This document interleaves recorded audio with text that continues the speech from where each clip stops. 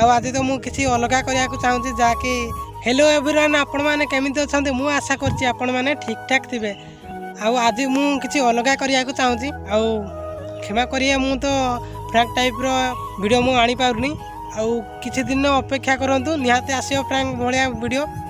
Okay. आज तो मुझे किसी अलग करने चाहूँगी जहाँकि मु एक नदी कूल पाखक पलि नाल पाखक आम गाँ आठी खाता धरिकी भी पलि आसी जहाँकि मु गोटे एनिमेशन वीडियो को माने गोटे कार्टून वीडियो को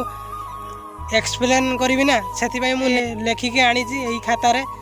मु एक्सप्लेनेशन करी मु मो हिंदी